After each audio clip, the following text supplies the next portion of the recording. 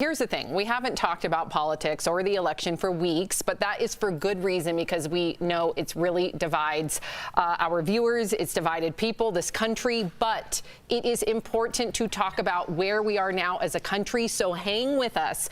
All 6 of the key battleground states have now certified their election results for Joe Biden, including Arizona. In fact, the Republican governor of Arizona, Doug Ducey, ignored a call from the president that he got during the press conference while he was certifying the vote. The president tweeted about it, asking, quote, "Why is he rushing to put a Democrat in office? What is going on with Doug Ducey? Republicans will long remember." This is now the second Republican governor that the president has criticized after they certified the election results. Meantime, none of the president's legal challenges alleging voter fraud have succeeded in changing the results.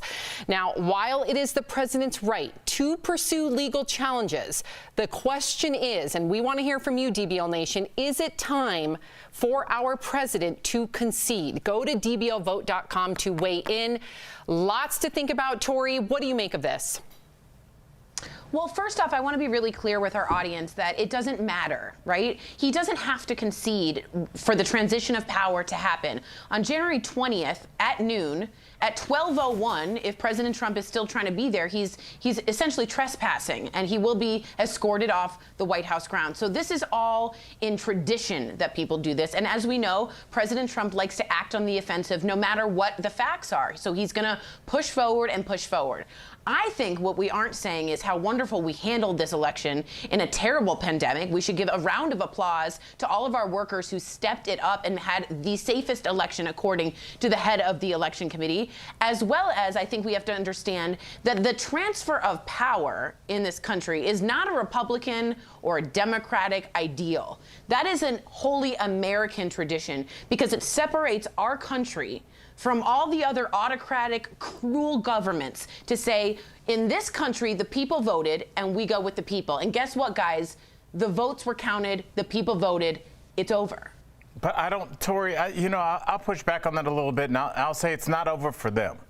It's not over for them. What they see happening is the literal pushing out of the ideals that they wanted to see in their candidate. I think a lot of people that were pro-Trump, are pro-Trump, will forever be pro-Trump, is he's the first candidate that spoke like them and spoke to them. And the people that did not like him were also people that they did not like. So for them to see this happen and to see their last kind of bastion of hope, which is a recount or a misadding of votes, going away, I think it's dang near traumatic for them.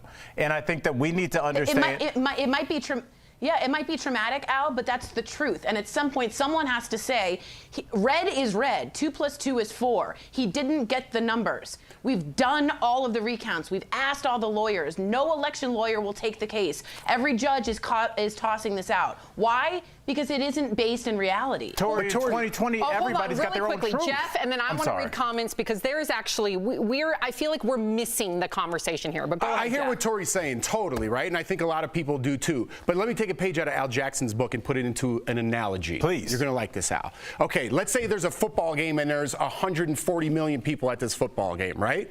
As you mentioned, Tori, there still is time left on the clock. Even though it looks like Biden's way ahead at this point, there's still time on the clock for Trump. So even though a lot of those people have left the stadium, millions and millions and millions of people, there are some Trump fans still there hanging on to see if they could pull off one last Hail Mary. If that was my team and it was the Chicago Bears out there, I would say, you know what? You don't give up till that clock hits 0-0-0. I think that's what Trump's doing, and I think that's what his supporters are doing. Yeah, but I feel like, and I hear you, 100% hear you. No one thought that was a great analogy?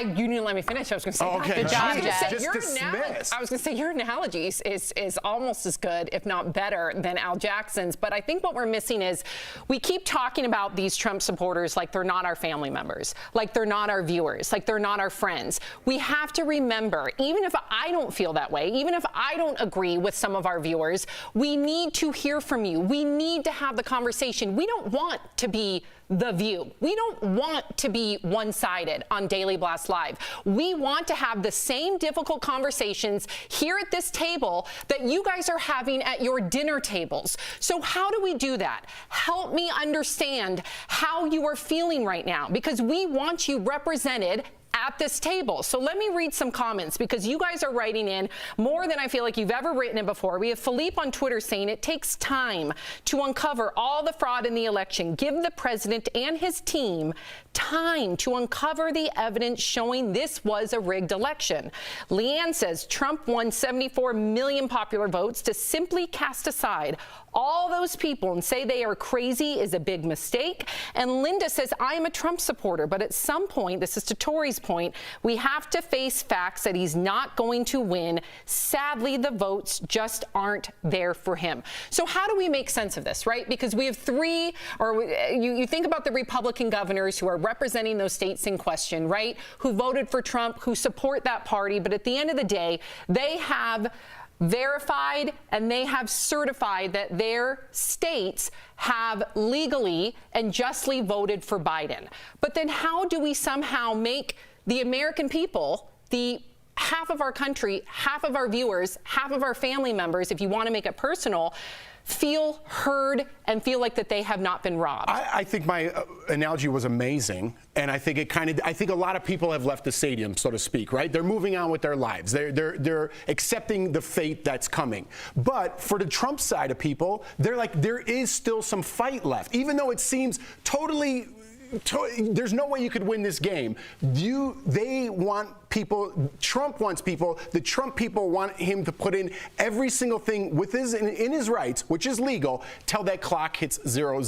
As Tori mentioned, there's still time. If 11:59 comes of that date, Tori, and Trump says, you know what, I concede now because I'm out of time, then we just have to wait to see how this plays out. And I hope that we can all come together. I really do. I know that sounds like rose-colored glasses, but I really do. 72% of you believe it is time for Trump to concede. We will continue this conversation hopefully at another time.